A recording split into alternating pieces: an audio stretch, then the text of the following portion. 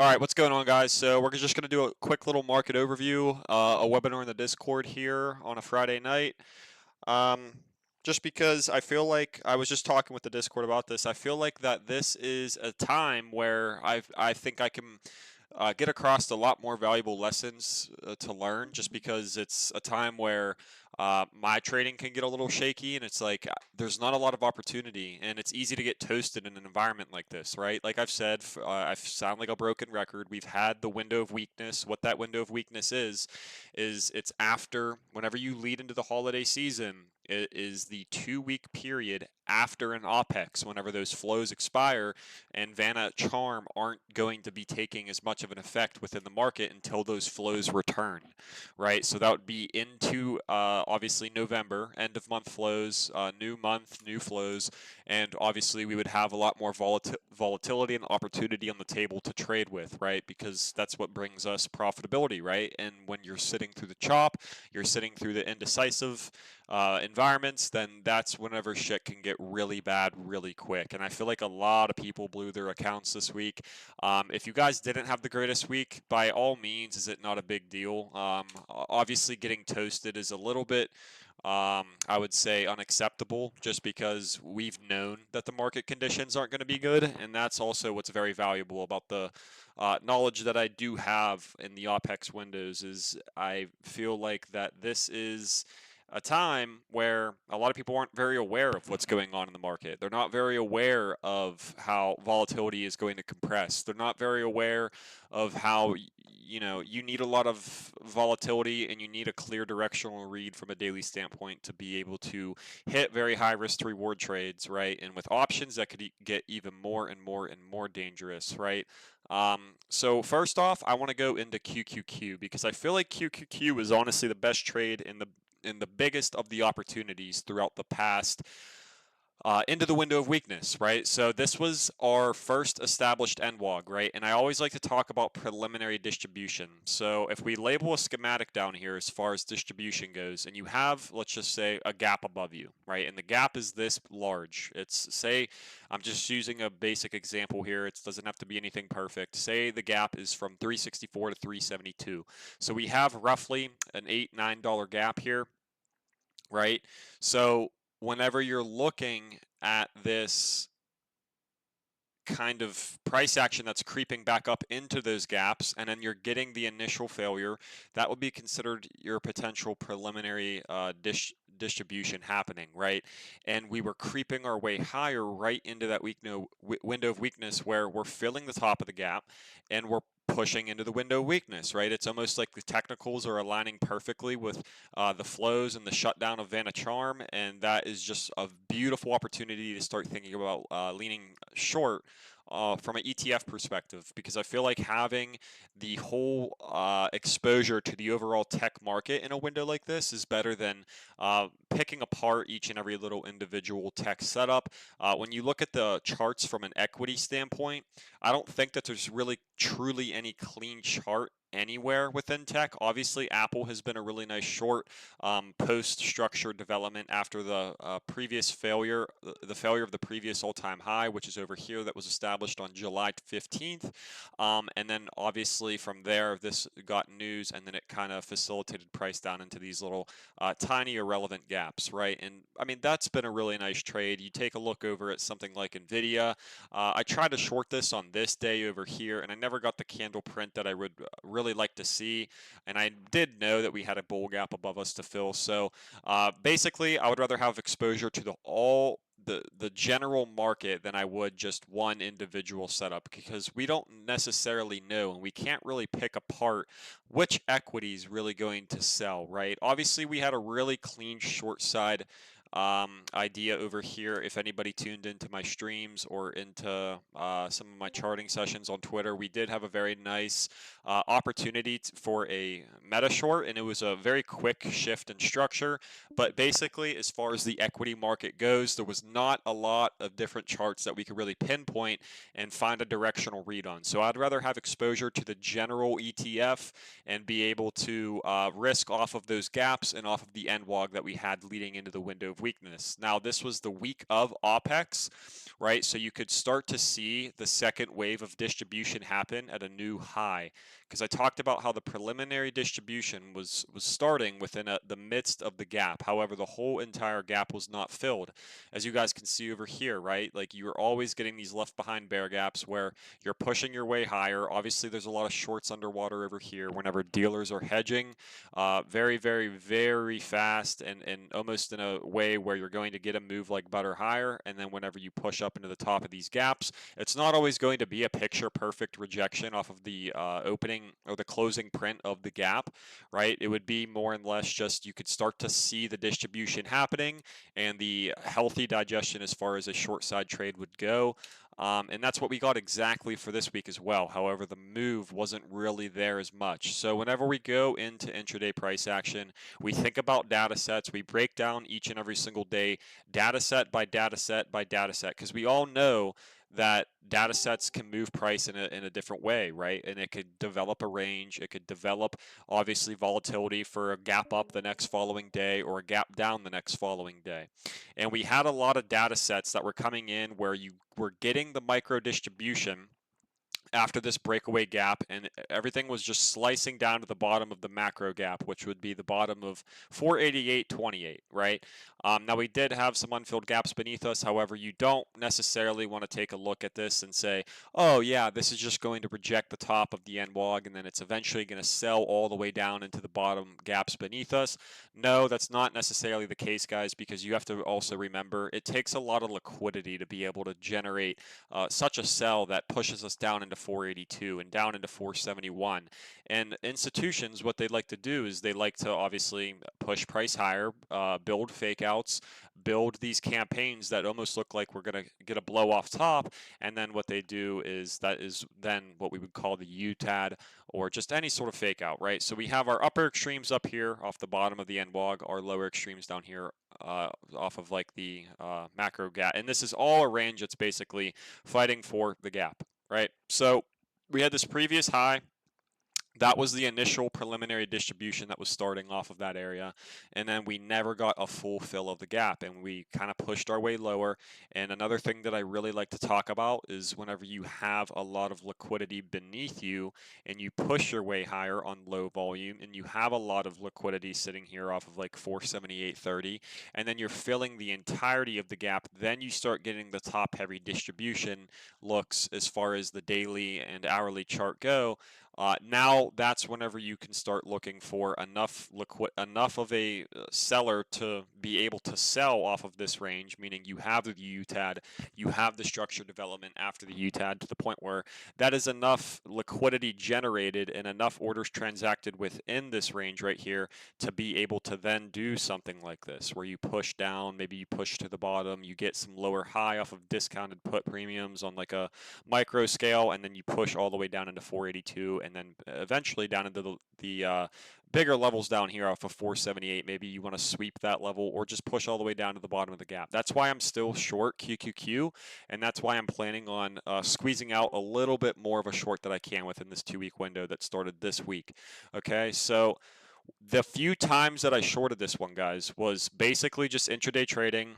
It was basically being able to identify how this was going to be the start front end of the distribution, right? And then we get to a point where whenever you push down and you build so many tests off this area, and you don't have any sort of failure that comes off of any of these areas, and you get these daily prints where you're getting these fake looking wicks. If you're an EMA guy, you could put on your 21 and 9.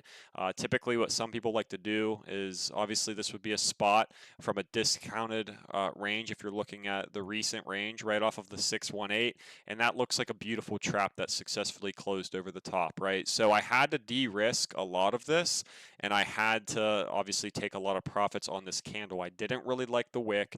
I didn't really like how we were leading into data the next following day with a wick beneath us. I didn't like how we took out several days of price action worth of support, and then we wicked back up and we closed right back up into a critical area, right? So you always got to think, what is the actual structure break? And that would be typically after a UTAD. It wouldn't be during a UTAD. It would be I'm sorry, it wouldn't be nothing's during a UTAD as far as a structure break goes, but it wouldn't be typically a structure break comes whenever the markdown phase of a distribution wants to happen, right? So that's usually after the UTAD because they built up enough of a campaign to the point where the bottom end of the extremes are going to be a path of least resistance model where you're pushing down to the lower extremes. You're not finding big volume. You're pushing down into a point where there's no bottom end accumulation look that is happening into the close as you go into trading sessions like this where you gap down and then you bleed, right? And that is followed by obviously data the next following day where it closes back above. So you always want to take this range and this whole window of weakness just day by day. You don't really want to be looking for the multi-day moves in terms of, yes, my further long-term bigger picture target on QQQ is going to be low 480, low 470. However, whenever you're looking at this from like within the window of weakness perspective, there's a lot of names that need to push higher to build out these campaigns. The equity market needs to have some more of a digestive type of look for obviously things to build out, right?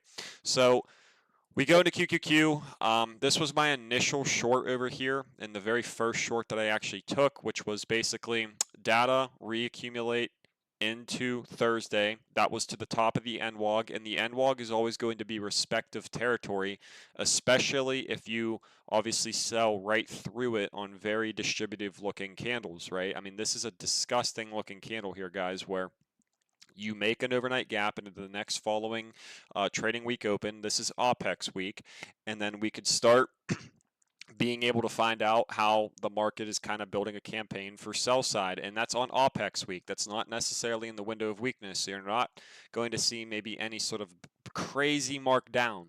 However, these candles right over here in the upper extremes is just basically the initial and the first sign, well, the secondary sign of accumulate or distribution happening.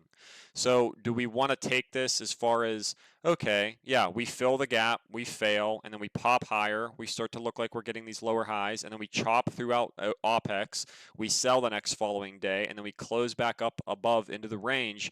Do we want to say that this whole range right here is developing a markdown phase, and is it ready for its actual markdown into the gaps down here? No, because like I said, the UTAD, the external high needs to be taken for us to be able to find the full on out parabolic markdown phase, right, where a trade could go absolutely nuts. And I'm just waiting there, sitting and waiting, sitting and waiting, sitting and waiting, looking for that hourly UTAD, looking for the shakeout, looking for every single long to obviously get matched, and then some big seller comes in and then they start pressing on the tape aggressively but low like 498, 499. And that's exactly what happened today. So I feel like I do have a really good read on what the market's going to be doing. I did warn you guys about how this was going to obviously result in some sort of failure of the level if this wants to remain a distribution, and then we want to start marking our way lower into the overnight gap from Thursday into Friday, which would be my first initial target. Obviously with shorter expiration, and then the further expiration, bigger picture whenever we're looking at this from the daily chart would be obviously now we want to start finding lower highs off of this candle, because I feel like this candle is a big time signal, right? I mean, obviously we have this bar over here, which was obviously seller dominant, and then we mark back up via initial jobless claims, and then that's whenever we have enough of a micro-based short-term relief that establishes the hourly UTAD, right? So you guys got to think whenever a lot of people are positioning, you, like I said, you need to bait people. And this is that bait candle that I've been really waiting for throughout the whole entire week. And it's really unfortunate that it did happen into the Friday. However, I feel like we can make a lot of money just based off of this candle, and then obviously the subsequent structure that comes into next week. So as far as all of the different shorts that I took, the NWOG, has been an entry for me for a very long time. I wanted to avoid OPEX positioning. And then obviously leading into that new week, once I saw the gap down and in the bottom of the NWOG staying defended right off of the open, that's whenever I was like, okay, yeah, this is a good risk measure in terms of if you're looking for like basically equilibrium. This is also the previous high of the preliminary resistance that actually started the distribution. So typically what I do with these is it'll be marked out as a purple level, and I'll take that and then I'll take basically above that area to start looking for the rejection points off of that spot. And this is where I said, you know what, the QQQ short's definitely going to play out today, where it's at least going to shake out a lot of like this liquidity that's sitting down here off of this low. It's going to take out, if you go into like your hourly, basically just a retest into this previous consolidation range if you zoom out and you look at this from like the hourly perspective. But what drives my thesis even further is the distribution is still happening. You're getting a markup back up into the upper extremes and into the external high, and you didn't fill any of the gaps. You didn't fill any of the gaps. The prints remain the same, relatively bearish, given the fact that we don't have any clear bid that's within this area, and we have a lot of prints to the downside where the market will obviously magnet towards, given the fact that we don't have, like I said, a very sustainable bid within this range and how the tape has looked throughout this 2-week window that we have with 1 week left, right? So I think the distribution's definitely going to carry out and it's going to move forward. And I feel like a lot of people have just been looking for that blow off the top trade, and they've been looking for it within this range. They've been looking for it at these new highs. They've been looking for it at this high up here today when they thought we were going to all-time highs in tech. They think a lot of things, and it can definitely mess up your vision. However, that's what the market needs for people to think. They need people to think. They need people to get overzealous. They need people to buy the breakout because that's what provides them liquidity to sell, right? So I wasn't surprised that this was a failure bar today. I own a short up 32% full size, and then I scaled out of my smaller expiry. Totally nothing wrong with scaling out most of the smaller expiry as far as the QQQ short goes, just because obviously I need to lock in a win. The week really wasn't that great, so my risk tolerance, I mean, it was decent. I would say GM was also another really clean trade, and I'll go over that here in a minute. But that's basically the schematics around the distribution, right? When you have an external high up here, you have the markdown phase potentially happening, and then it fails and it reclaims it back above, and it never technically breaks structure, meaning this is a previous higher low attempt. It never got the closure beneath and then retested and failed. That would be more of a change of character happening, where sellers are going to become a little bit more dominant over time as that structure kind of slips, and that never happened. Okay, so and we still have the gaps beneath us. We still have those prints that are going to be there that obviously, in my opinion, are going to need to get tapped for us to obviously find a strong enough of a demand to be able to move higher, as well as those Vanna charm flows that are actually absent right now. So this is a great time for a lot of toots to be able to unload their inventory and then reload a little bit lower, fake out a lot of people in terms of short side. Maybe a narrative drives price a little bit lower as we move into the election year. I could obviously see some sort of war headline, not that I would want that happening for a $3,000 put position, but I would obviously think that this thing marks down in any way, shape, or form. So that was the QQQ theses, and basically the risk was going to be daily closures above 496.34, which is the macro gap. You also have your NWOG here that's being obviously very well respected throughout the whole OPEX territory. And then we lead into this week where we got that random markdown. You had beautiful risk up here as far as a daily candle goes. And this is just really never broke any risk. I shorted some smaller expiration over here, and then I got like a little bit of a sell on that day, and then I was like, you know what, I'm not gonna deal with this being one of them trades where it kind of just chops up around here and I don't get the markdown tomorrow and I have too short of an expiration and then I get cooked, right? So I just cut that. I stuck to my longer dated and not necessarily super longer dated, but it was basically the hold on. It was basically just the November 8th. I had November 8th, November 15th over here, and I also had some like a week and a half expiration. So that's basically all I needed for this area. You don't need to hit the 1 DTE or the 2 DTE and basically speculate the markdown happening, because you do have to keep your risk off of what daily prints tell you. You can't outsmart the market too much to be able to say, oh yeah, I'm gonna take this on a 1 DTE and catch a 2,000% gainer tomorrow because I think the markdowns. No, no, no, no, not happening. Should have never happened. And basically all of the internal range shorts, guys, was just right over here, right? I caught this pop. We never filled the overnight gap, as you guys can see. This was the orb low. We obviously had, if you go into the 15, I like the 15 a lot more, and you put on the extended hours, this was the mark up into the top of the NWOG. And typically with these type of setups, what I like to see is if we have a very respective NWOG from the upside, we're covering price in terms of capitulation. You guys got to think there's a lot of sellers that still have liquidity, still have pending orders that are sitting within such a capitulating looking trend, to the point where when you're marking up, that's just a markup to collect liquidity. That's just manipulation higher to be able to move your way lower off of a true distribution. Okay, so when we're looking at this from just the perspective of de-risking internal ranges from fibs, from discounted call premiums to discounted put premiums on a much smaller scale, I'm looking at the markdown lows to the markdown highs. You got to obviously de-risk the equilibrium, or obviously the pre-market low gap set, the basically the opening print of the pre-market. You have to de-risk the areas like that and then catch the upper areas, or just short the pop if it's on relatively low volume. The volume really dried up here on this day, and the volume was basically drying up right where we would see intraday high to low 618 opportunity to add on this 15-minute, and then obviously risk that 15-minute candle high or the opening print of that 15, and then obviously look for the lower highs subsequently if you want to build a little bit more size with conviction once you see the volume drying up.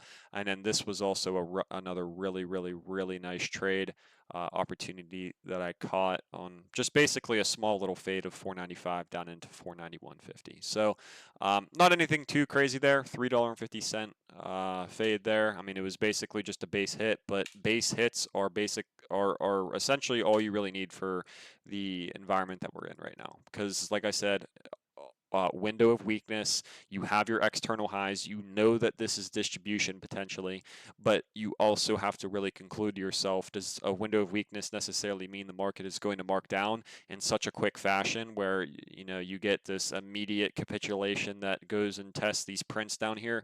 No, it's not that easy. The market is made to fake you out. So you have to think in terms of grabbing liquidity, in terms of grabbing enough of that counterparty liquidity. You need to fake breakouts. It's a very simple concept, guys. It's just, I don't know if you guys get a little too scared up here at these highs. I mean, I don't blame you. It's not the most comfortable feeling ever, but you have to stick to your gut. You have to stick to your guns and be able to follow through with what your daily chart read is, right? So that was the QQQ thesis throughout the whole entire week. If you guys have any questions in the chat, please drop those, but I'm going to kind of move forward here. If you guys have any questions, feel free to ask. I'm going to take a quick, Israel started bombing Iran. That sucks. I don't like to hear that. I mean, fuck my puts, but that sucks. QQQ hasn't seen much of a sell yet, but that could really Yeah, seriously. So surprised by that news. Yeah. Um, and it's not like I'm basing a trade thesis based off of hoping to catch some sort of overnight, over the weekend, like war news. You know what I mean? It's just, we always got to dial in on the charts, guys. And this chart is not pretty. It's really not too pretty. And if you guys know anything about a macro sell climax or a macro buy climax, the macro buy climax, and I taught you guys about this actually in terms of incrementally selling the highs, incrementally selling the lows until you get to a point where there's going to be heavier order flow off of a bigger liquidity pocket. So what I mean, that might be a lot of big words, but I'll explain it in a very, very easy way right now. So you have a lot of liquidity pockets to the upside that need to obviously be filled in terms of just previous orders that are going to obviously stay there.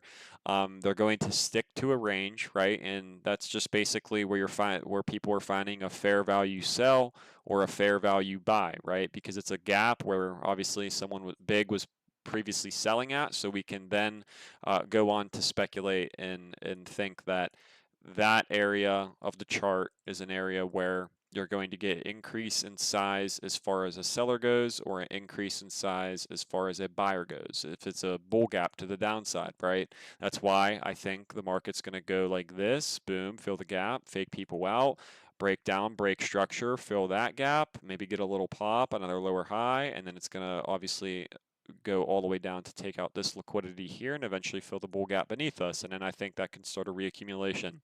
So, with a 1 week window of time, we know that this can happen very quick. We also know that this can really sell very fast, and I feel like it can catch a lot of people off guard. I talked about in my stream how I wanted Bitcoin to drive my puts, and that's exactly what it's fucking doing, because these fucking crypto fucking retards think that Bitcoin's going to all-time fucking highs, and they're a bunch of fucking retard. All right, sorry. Anyway, yeah, beautiful, beautiful, beautiful charts. Anyways, um, yeah, I mean, that's basically the whole thesis around QQQ. Another thing that I'd like to talk about would be, oh, let's go back to the macro-based sell climax slash buy climax. Beautiful, beautiful, beautiful macro-based buy climax where, okay, you have an external all the way up here, right? So you have an all-time high, you have something where the trend kind of stalled out from the top, and then you're getting these big gaps within the confines of that trend, right? So let's just say you have a gap all the way up here, right beneath the all-time high, which is actually the current scenario. So we'll label it red because it's basically a resistance. And then you also get a couple gaps lower, right? So you get a gap down here where, price obviously gapped down, and then it never got a true constructive. It didn't go like this where it pushed down and then it went like this. This would be more of a gap that doesn't have a lot of relevancy behind it whenever we retrace to it. You didn't get something like this where it found a lower high on the fill of the gap and then moved lower. You get more and less something like this. Okay, so here's your little gap, right? There's your gap from there to there, and then you're moving your way lower, and then this is whenever you get a lot of shorts that are caught offsides off of those macro level retests that we had on this massive area of liquidity that was sitting on the QQQ daily. Obviously, we got two breakaway gaps that were obviously pushing us beneath that, and then we had this ever so long ago, this bull gap that was never filled, and then we filled the gap. We actually had a data set on Thursday. There was so many shorts underwater just off of this candle, right? And then this would be considered a short mitigation. So whenever you are shorting the hole down here like a dumbass, and then obviously it pushes its way higher, and then it pushes its way back into a level that was lost where you likely shorted off of as well as big money here, guys, then typically what they're going to do is either double down and mitigate right into basically a higher low off of discount for that current week, and then likely with this kind of candle that's sitting there within the market as a footprint candle that gives us a clear directional read for what's going to happen moving forward, then this is going to obviously see some sort of data reaccumulation and a squeeze out on shorts, because all of their intentions were behind this retest here was to get their put positions, I'm sorry, not, but like short positions, short futures, short QQQ itself, shares maybe, or like puts, and they all basically just wanted to micro distribute, and then that led into a reaccumulation and a nice beautiful short cover where this thing starts squeezing its way higher essentially on basically decreasing volume, and it just keeps going and going and going because there was so much short exposure out here that was obviously taken out, right? And then this turned out to be like a beautiful weekly trap candle where you're getting a massive level, a break of that massive level. Everyone thinks the world is going to die, and then obviously once the world doesn't die and they realize that they're basically all their thesis is around a a yen carry trade. I don't know. It's so dumb. Then shorts get squeezed out and it moves like butter. However, whenever you put in the retracement, that retracement only fills one gap and there's still a gap to the upside. And then you start getting your signs of the first phase of the buy climax happening in terms of distribution. Then that's whenever we can know to look higher at the new high above this high, especially leading into a bull gap, that the distribution can likely continue, right? Because technically, guys, accumulation and distribution, if you guys are following me and understanding what I'm saying, it happens in a very, very, very put together series, if that makes sense. So every single new high is distributed to the point where all the demand is wiped out of the financial instrument to the point where price is able to um, basically move like butter lower and bring really nice volatility. And whenever you're getting the higher highs that are being distributed into a very open bear gap above us that still hasn't been filled, that's basically the schematic right over here, right? This was a lower high that was right beneath a previous bear gap, and then it pushed back down. This is where shorts are obviously also mitigating as well, as they're getting their literal dick squeezed off here, and then it pushes back down into a discounted call area again, as well as a retest of the macro level. This is where shorts would likely want to cover slash mitigate from their previous positions over here that went red.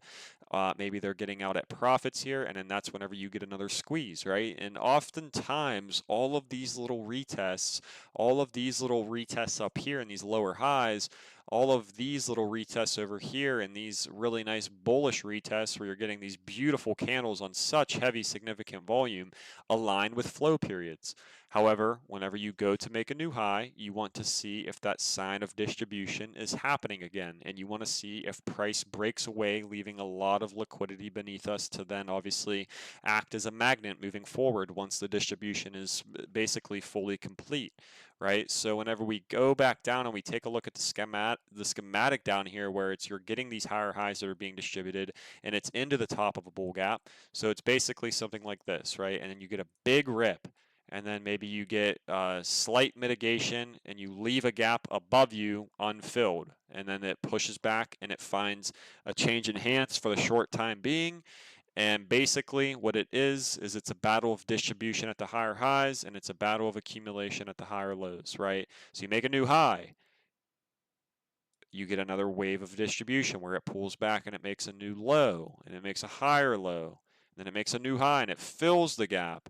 And then it consolidates and then it consolidates and then it pushes its way higher. And there's a lot of liquidity built here. And you're in a window of weakness and it pushes its way higher. Then it fails.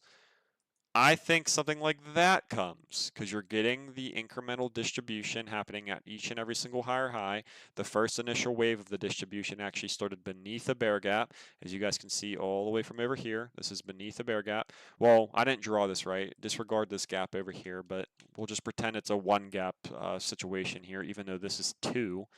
So yeah, I mean, that's basically it, right? You fill your first gap, you get your initial range of distribution. Obviously, that led to shorts mitigating off of a retest of where they first initially went underwater at, which was this whole segment of price action from this to this to this, right? And you, like I said, you get a lot of people in financial markets that behave in such a like, oh my gosh, I see something, I gotta buy it. Oh my gosh, short, short, short, and they get all squeezed out, right? And then obviously those guys are back to break even. They're covering, they turn into a buyer that's above the ask technically because it is a short cover, and then it pushes its way higher even harder and harder and harder and harder and harder to the point where the distribution is likely going to happen from a passive seller that happens at the new higher highs that are leading into the bear gap fills above us, right? So there's your first wave. Here's your second wave at a new higher high that looks like it's starting to fail.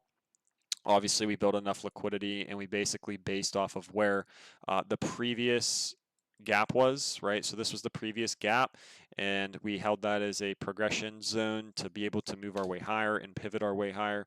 Obviously, flows were kind of driving price higher. However, it wasn't on the strongest, most healthiest looking trend.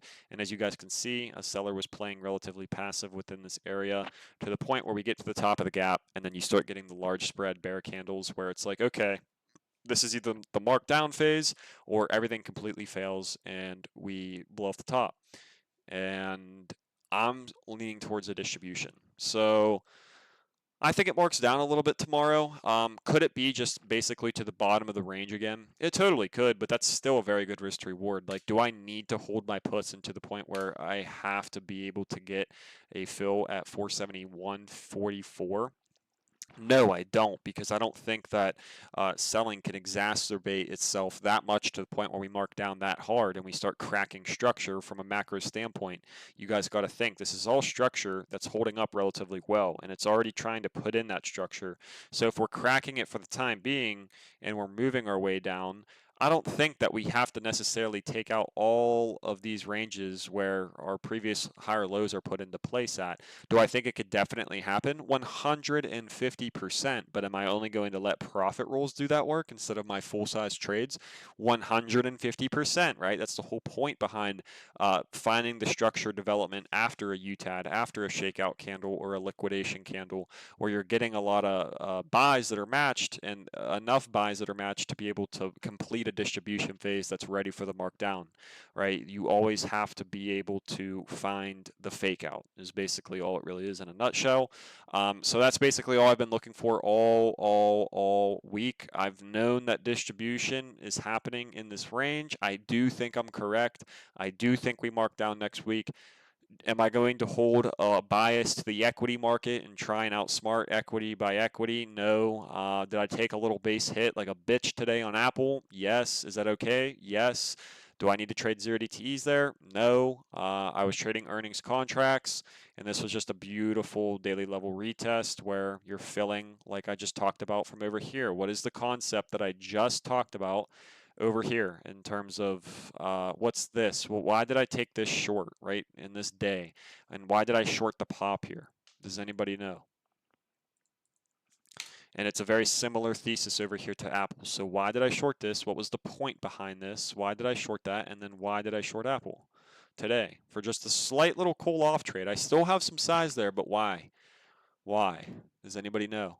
I'll take off the extended hours, actually. Does anybody know why I shorted this? I mean, there's two reasons as to why I shorted Apple, but what's basically a very what's a very basic concept between the two? What's a very basic concept that can relate to one another from this chart right here, why I shorted this over here, to why I shorted Apple over here? I also opened up a small NVIDIA short today too. I didn't want to really say anything about this because I don't want you guys to really be putting on a lot of risk in a window where it takes a lot retest and bearish imbalance. Yep, bearish imbalance. Yeah. Um.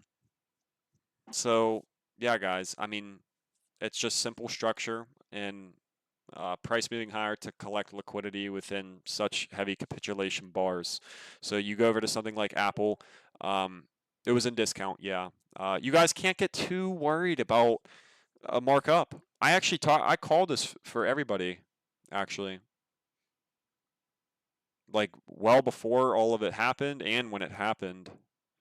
I mean, I don't want you guys to just follow everything that I call by no means. I want you guys to see this, and that's why I host these calls.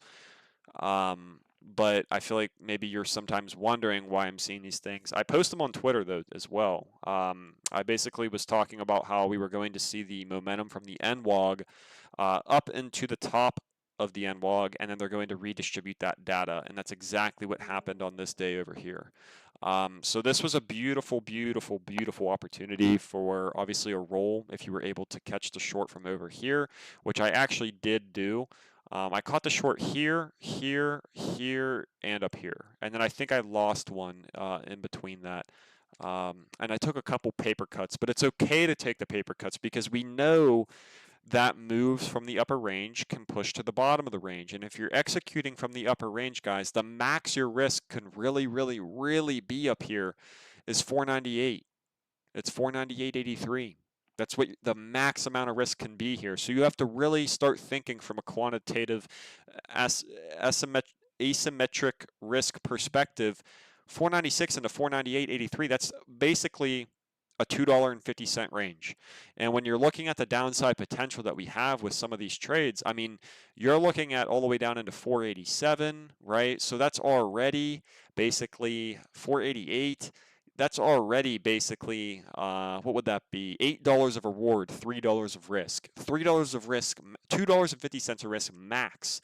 You're looking at like a 3 or 4 hour trade. As long as you take it and handle it well, you have to be able to take the fills and wait patiently for those fills.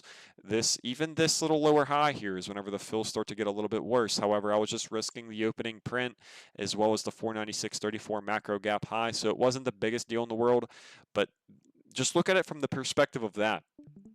And you'll be able to survive in a market like this where the market can either stick to a range, where the market can either sell a little bit and fake the overzealous put buyers and then go and fake the overzealous call buyers. I saw there was a lot of call selling up here today as well. And the call selling was getting hammered and hammered and hammered and hammered and hammered to the point where it just looked like one big massive fake breakout, right? And this is all just a draw through data to the top of the range to be able to fake people out and then obviously match the liquidity that is on hand for that fake breakout that we have. So that's QQQ. I basically just talked about QQQ and distribution for 40 minutes, so I'm going to go into the other trades now. But this is just the chart from the daily perspective looks like one that would toast so many people. But if you have enough discipline to be able to just simply and robotically add puts on the highs, take the puts to the lows, do it a couple times, that's going to give you enough room of capital to be able to sit on hands, take some stabs elsewhere on like basically mediocre looking charts, and hopefully they play out. If they don't, they don't. If they do, amazing, right? And we have a lot of reports in the way where shit really can't go our way. We can't really trade a lot of different things. So it's really important to just dial in on one trade whenever you're looking at a market like this and be able to take opportunity off of that trade and basically sit on your hands and use that profit to roll elsewhere into maybe some speculative trades that aren't really the greatest. I did that successfully with a few and I did it unsuccessfully with a few, but all I really care about here, guys, is that the QQQ short is basically what has been I've been able to chip away with in terms of getting myself into more of a risk-free or a very tight risk type of environment with my port, rather than putting on shitloads of risk and shitloads of different areas in the market that aren't really too telling, or they have pending reports and you're buying into Jack Premium and you're waiting on the report and then you're dealing with consolidation before the report, and it's just gross. It's so terrible. You guys go take a look at something like ZOM. So many people run ZOM, and I wasn't really too big on any of these because it's like, guys, we have reports next week on Friday, and this is one big, massive macro level retest. So when you think of this from a perspective of like, oh yeah, this is just going to get that beautiful earnings run up. Is it really though? Is it really? Are you going to get your premium absolutely fried on this range? Or are you going to be able to hold this until the report and obviously successfully trade this by gambling for a markup? I personally would rather do neither, especially whenever like the tape is absolutely dead on something like ZOM, something like XLE, and the catalyst is going to be the report. You guys got to think, right? We're getting a massive, massive, massive historical breakout here, followed by a retest, a breakout that we have never actually seen to this extent in ZOM, and it's right into an election, and we have a report on Friday. Think bigger, bigger, bigger perspective. This is a massive weekly level. Do you think that some easy little markup is going to happen here? Do you think it's just going to like move its way higher off of just like a retest because you think we live in this picture perfect world? It needs an event. It needs a fucking event. So that goes for CVX, that goes for all of these. And I see these people throw like me liking a chart versus me seeing a signal are two different things, guys. You do have to remember that. Like if I say I like a chart leading into a week and that chart never really shows anything, am I really going to like that chart? No. No, this chart has never shown anything. I can take the trade over 152.35. I don't need to speculate a fill down here and hope for an earnings run-up trade. That's just basically creating trading into gambling. And I feel like whenever you're doing that, it's just not a great idea to really be doing that. I caught some Disney longs successfully and unsuccessfully. Last week successfully. This week, not so much. I had them and they were green today, like 30 something percent, maybe like 28%. And I did warn you guys about the failed breakout, right? We had a very high, tight hourly trend. We broke above the previous trading session high. We got a breakout failure look, right? And then I was hoping that some sort of higher low would come on top of the gap, as well as the reclaim of this support over here, which we're both kind of tying in with nice confluence to like your risk. And it basically just sliced right beneath, and I got out for like a 14% loss, I think it was total, counting my shitty fucking market fill.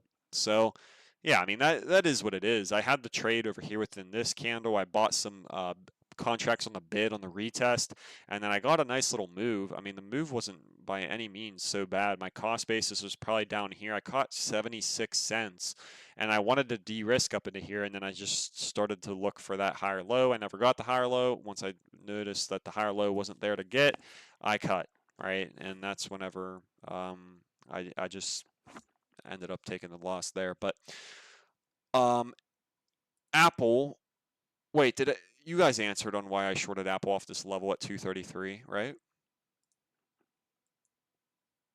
I mean, it's a very simple like trade thesis there. Um, Nvidia, I had some puts actually today on Nvidia, and I bought like I didn't want to admit this. I bought a couple zeros. I paper handed the shit out of them just for this candle, like 70% within the range of this candle here.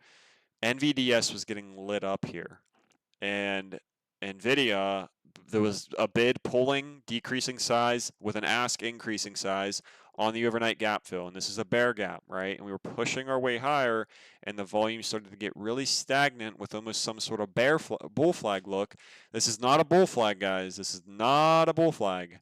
Not a bull flag at all, right? Or else I would not have been short QQQ, right? And this is basically just like bleh flag, like, oh, we're such a bunch of weak bitches up here and we have no bid up here type of flag, where it's just going to absolutely eat shit because they're collecting liquidity within this gap over here, and it's eventually just going to obviously puke and push back down into the trading session low areas, or just at least that general range, right?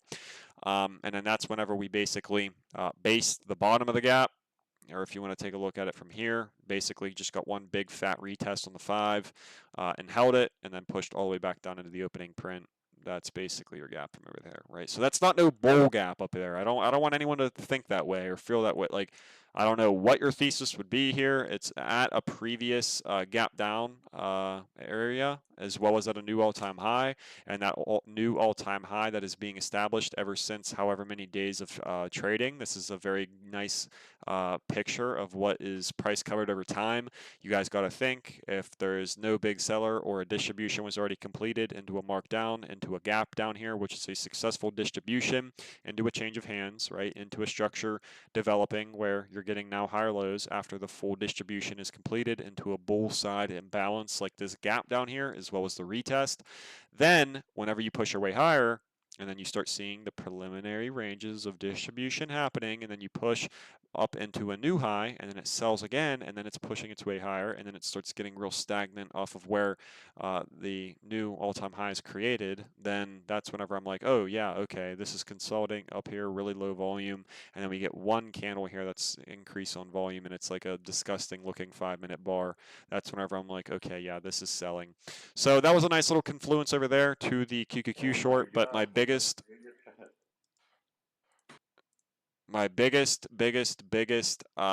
trade was QQQ throughout the whole entire week. So then we go into something like GM. Did you guys see how I tweeted about this to be a nice opportunity on Twitter for that day? I don't know if anybody did, but if you guys want to go over this, I can. Does anybody want to or no? This might be a really good trade again. I'm not gonna lie. I've been monitoring these 3 days of digestion that are on relatively low volume, but the breakout was the really clean opportunity. Now we're going to just go over the flush trade. So, what do you guys want me to go over this, or did you guys hear enough about it? You're happy you're not supposed to talk. I'm uploading a recording that's like 2 hours to the Discord. I'm just, if you want to ask a question, throw it in the general chat. I'm gonna go over maybe GM. I had a DK and G trade. I had a intraday XLE trade. Those were my four. I had like 5 wins. I had like probably 6 wins on the week, like 2, 3 losses. So I could go over every one. I mean, obviously some of the losses were absolutely very tiny paper cuts. Those aren't really too big of a deal. But I warned you guys ever since the start of this window. Every single long side trade has to be minimal risk. It has to be tight risk unless you're getting that outlier potential with some sort of flush trade, with some sort of earnings report that's going to drive price higher that hasn't happened through the report, and it's going to happen through the intraday trading session. So think of every single earnings day that you guys have ever seen. What happens on an earnings day? Tell me what happens on an earnings day. It's a very simple answer here, guys, and it earnings intraday trading session or the night of the earnings, the morning session of the earnings, what happens to typically every single stock?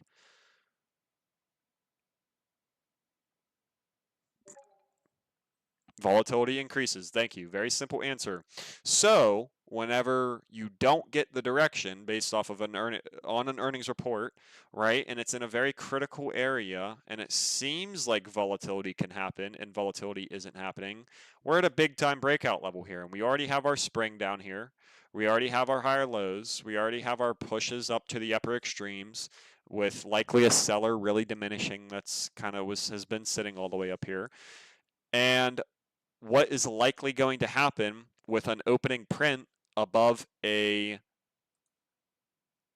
132-day resistance point on a flat report, healthy looking stuff said in the report, 9% beat on revenue, 24% on EPS, double beat with the opening print opening right above a 132-day resistance that still hasn't been broken through yet, as well as after a spring, as well as after the healthy higher lows on the weekly and daily.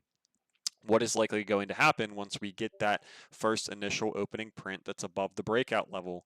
What's another example of this? Does anybody know? PANW, right? So GM, all this really was, guys, was me looking at this getting ever so slight gap up. Obviously, some decent volatility that was happening throughout the whole entire report, and then we sold off a bit.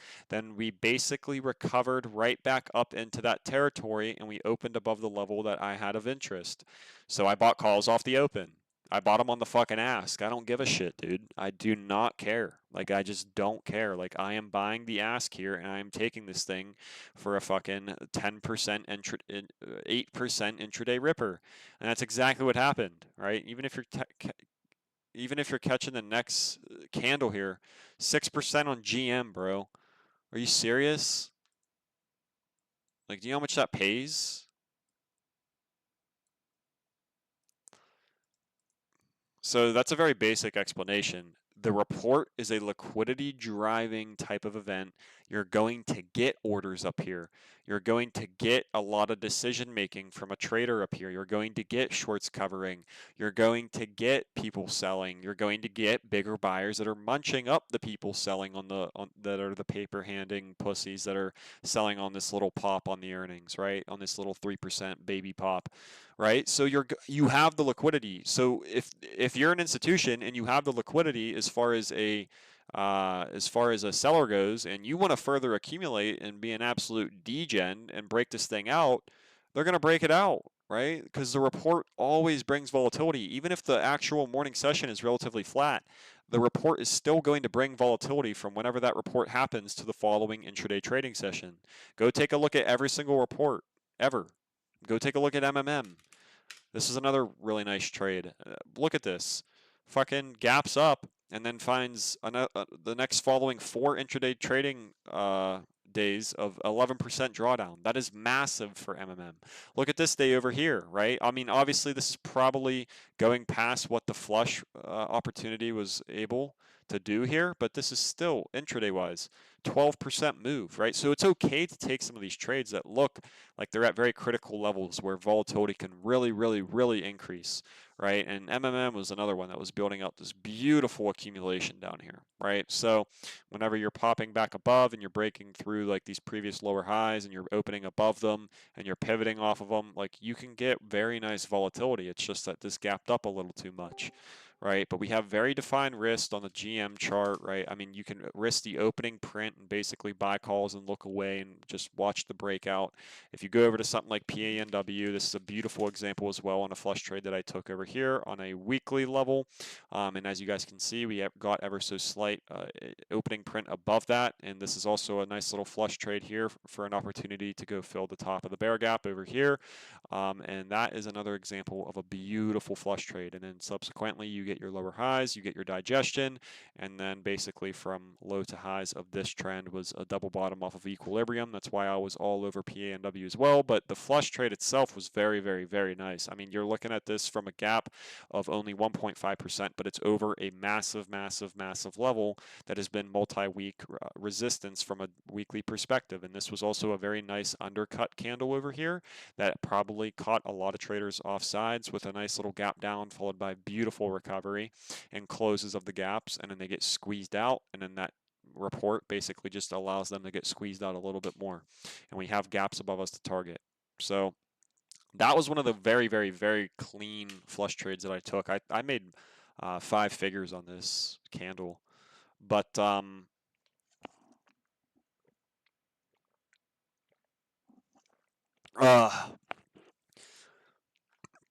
that all make sense, guys? Or am I talking like I'm on like cocaine? Is anybody learning anything? Hello? Did people fall asleep? Am I boring? Do I need to drink a beer? Makes sense. Nice. All right. So what's another trade I took? DKNG. I'm gonna watch DKNG moving forward, but these trades need to happen more in the risk on days. You guys got to think the window of weakness. If tech can kind of cool off there, do you think the market's really gonna transition risk on? No, buddy. Not gonna happen.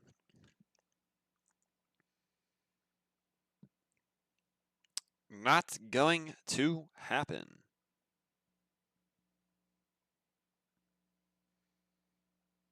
So anyway, with DKNG, we actually got a really nice daily print here today.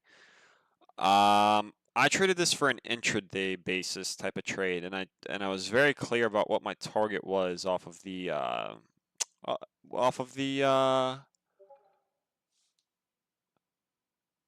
my mind's still cooling off from QQQ because I understood what was going on and knew my risk. Did you catch QQQ short today? 16 more minutes? That's perfect. I've already been going for 57 minutes and I'm talking like a fucking crackhead, so that's perfect. So DKNG, I was following this bar here, and I'm basically, what the basis of the trade, guys, is just a higher low. It's a higher low after a completed distribution. So this is your distribution previously. Obviously, we got our markdown phase through the report, and we also got our first markdown followed by a reaccumulation off of the fill of the gap. It bounces right off the gap and continues its way higher, and then we get another lower high. That is our secondary lower high before we obviously get the full on out markdown, which is into the gap that has not been filled for such a long time, right? So as you guys can see when you're charting with me, gaps make so much sense in terms of a change of hands, right?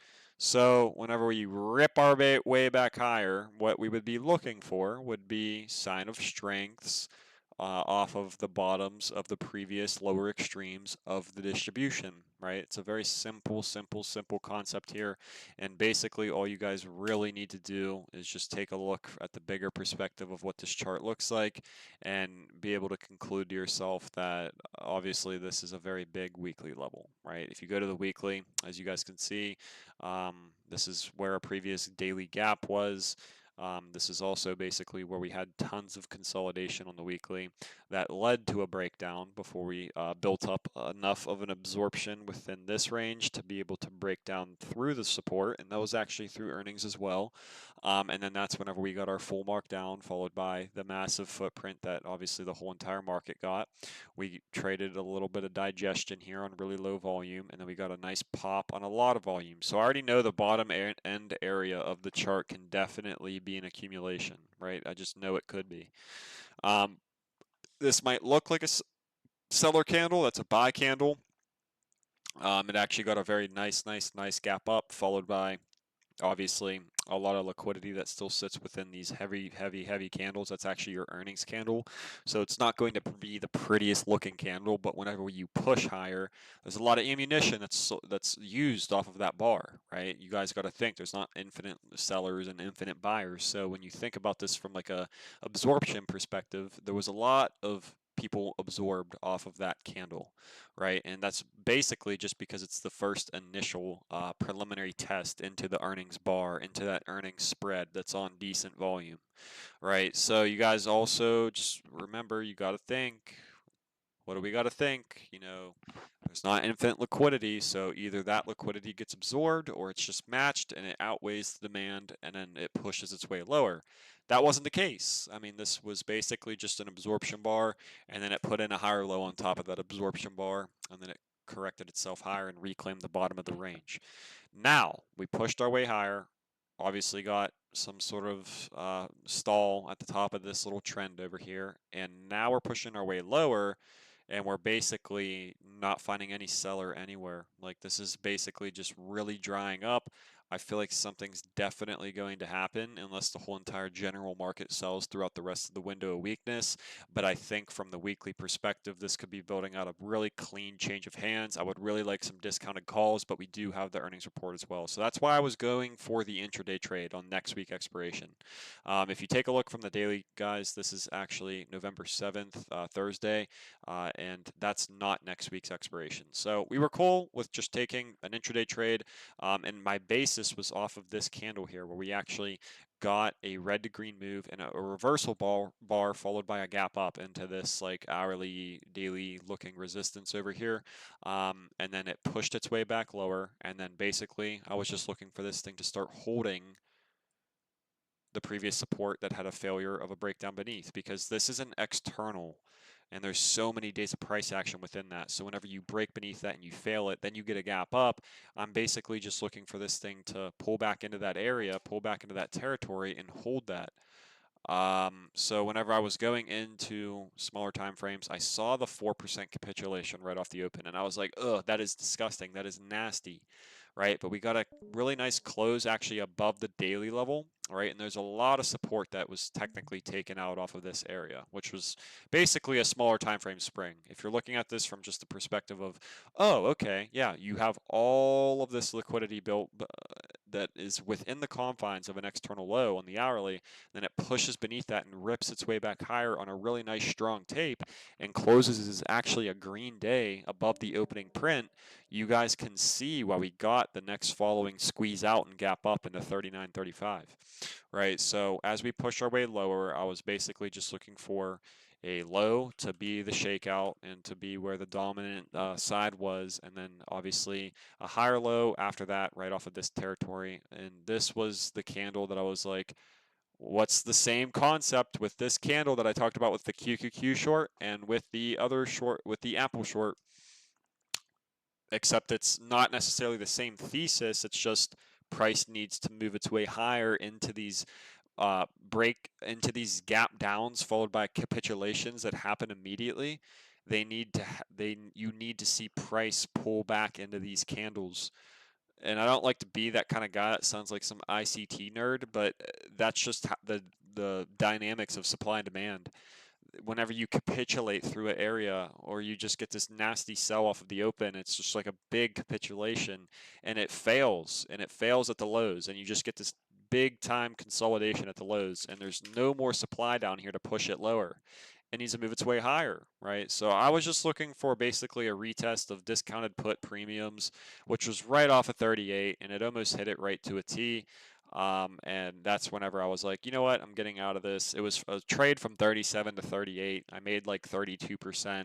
The rest of it stopped out break even. Yet again, another trade where it's the window weakness, not a lot of expectations, and the market really isn't in any sort of risk on phase right now. So this has to all be very tight risk, all very, very low expectations. And basically, all this really was a 2-hour trade. So I don't even really like to talk about this because it's like, you're better off just not even taking a trade like this and just basically sitting there, sitting on hands until QQ is ready to go, or SPY if you shorted SPY. But yeah, I mean, those were just all I feel like the only thing that I really missed out on in terms of making bigger money would have been like Link, you're in here, just the longs on QQQ. Like I could have shorted and basically was just playing with short in the upper ranges up towards the top of the end log, and then obviously taking those profits and rolling those profits into what I would consider a smaller time frame accumulation that is marking up through data, through these data sets, right? Because I knew this would be a markup into a redistribution. I knew we would likely stick to the range up here, given the fact that that was OPEX week, and OPEX weeks typically get choppy, especially whenever there's no big premium skew to the put or call side. And this basically just like sat there and really did nothing, but I could have caught a couple longs from this into here.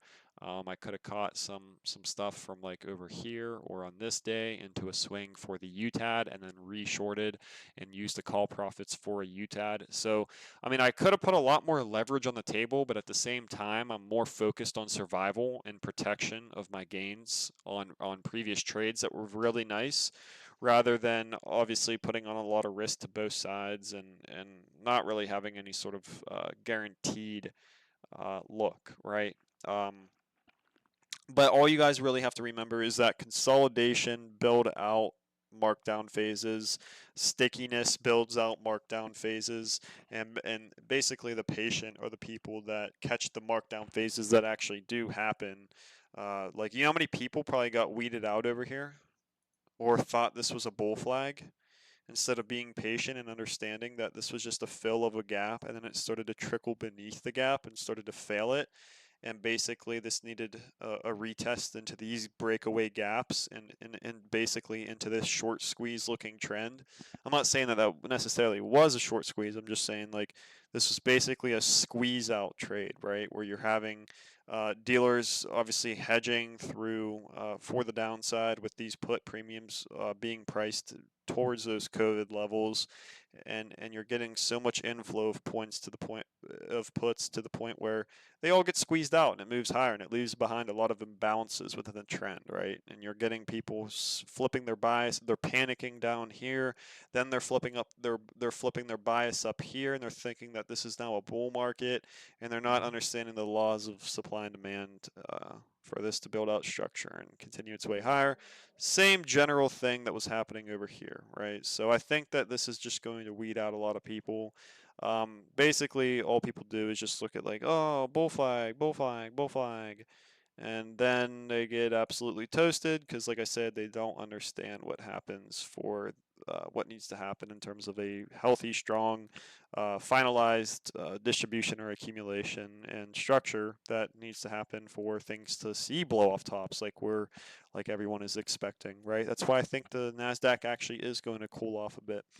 So with that being said, I'm probably going to wrap it up at that because I don't really want to go over like my one-to-one risk to reward intraday trading. That's just like pointless. It's just honestly, it's honestly just irresponsible. Like I was probably a little too irresponsible this week, but it is what it is. I mean, I tried on some things that were definitely decent risk to reward, but it was like not much expectations, like I said.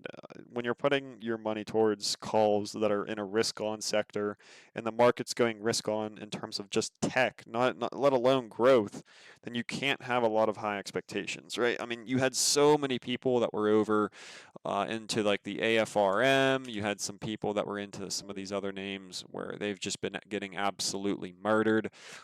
You go over into something like SQ, just straight consolidation off of a previous high. That's just not a good chart to really be around. Not PNW, PayPal. What's PayPal's ticker? Yeah, terrible. So a lot of things get really dry whenever you're getting past like a soft CPI, you're getting past the flows, you already have gotten a markup in a lot of these names. If you go over to something like Roku, they're pushing into these previous bear gaps, and they need structurally strong campaigns to be building out into these ranges, right? And this is really not it. So, yeah, a lot of people get late and they just like don't understand the window that we're in the market. People go all over like Mara and speculate that like this resistance is gonna break. Like these are far, far, far worse trades than the trades that I have attempted that have been a little bit speculative. These are terrible, terrible trading right here. You go to something like Riot, it's just terrible. MSTR, obviously, it's been seeing a really nice move and almost like a squeeze higher, just based off of like that tape in itself, rather than like obviously correlating with Bitcoin. So it's like, are you going to try out all these miners and hopefully you get lucky on the name that moves higher? No, I really truly wouldn't do that. And if you try to do that and you try to keep like trading these different names in a window like this, you're just going to get fucked. Like you really are. So. Yeah, I mean that's basically all there is to it, guys. I'm probably just gonna call it from here. The only trade that I really missed out on was trading Microsoft alongside the markup into the UTAD for Nasdaq. Whenever I saw this inside bar that was on declining volume on a retest of this daily level here, following the really nice strong signal candle that had a really nice outlier tape to it, and then the beautiful consolidation basically was happening off of like the discounted range, right? So that's basically all I missed. So I'm gonna wrap it up from there. If you guys want to host a call and a scan on the Sunday night, then I will be willing to do so. But yeah, that'll be it. I'll see you guys. You guys have a good night.